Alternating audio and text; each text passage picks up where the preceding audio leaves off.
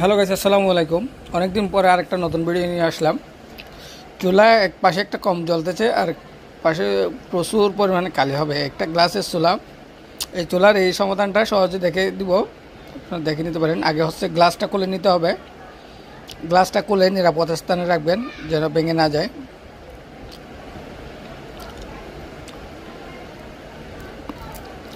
বান্নার এই পাশেরটাতে খুবই ময়লার কারণে হচ্ছে কালি হচ্ছিল।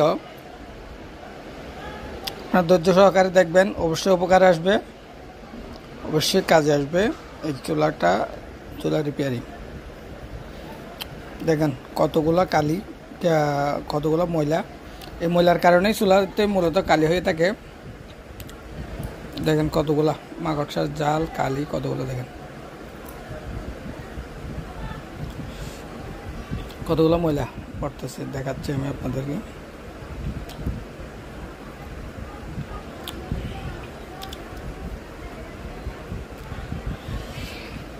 এই পাশেরটা হচ্ছে কম জল দাও চুলা, কী কারণে কম জলে এবং কালি পড়ে কী জন্য, এই দুটোটার সমাধানেই পেয়ে যাবেন একটা ভিডিওতেই।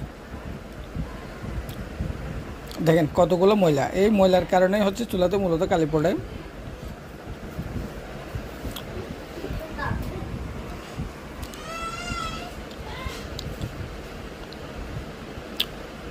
এই ময়লাগুলো পরিষ্কার করে দিলে কালি পড়া বন্ধ হয়ে যাবে।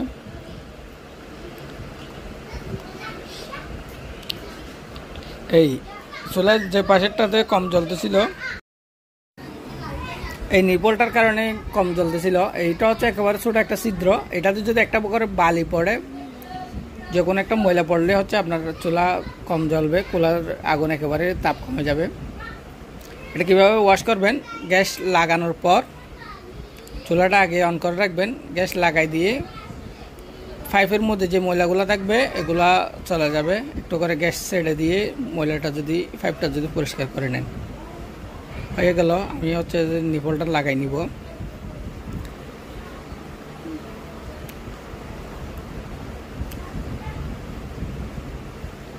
নিপলটা একটু ভালো করে টাইট করে দিবেন।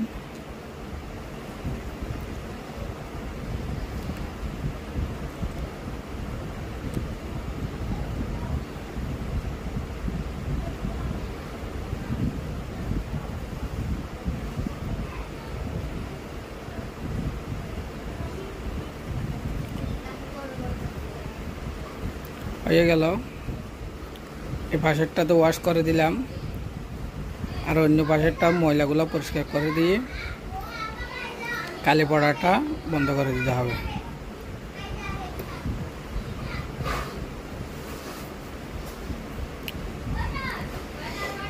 দুটোটা বান্নার লাগাই নিব। লাগাই নেওয়ার পরে জ্বালাই দেখবো ওকে হলো কিনা। অনেকগুলো ময়লাগুলো ভালো করে পরিষ্কার করে নেবেন। চুলা জ্বালানোর সময় আপনারা অবশ্যই খেয়াল রাখবেন যেন বাতের মার, পানি, দুধ এগুলা যেন না পড়ে চুলায়। এগুলার কারণে মূলত ময়লা হয়ে যায়। দেখেন ওকে হয়ে গেল। এই পাশেরটাও দেখেন কত সুন্দর, একেবারে আগুনের কালারটা নীল হয়ে গেল। ধনের চুলাই খুবই সুন্দরভাবে জ্বলতেছে।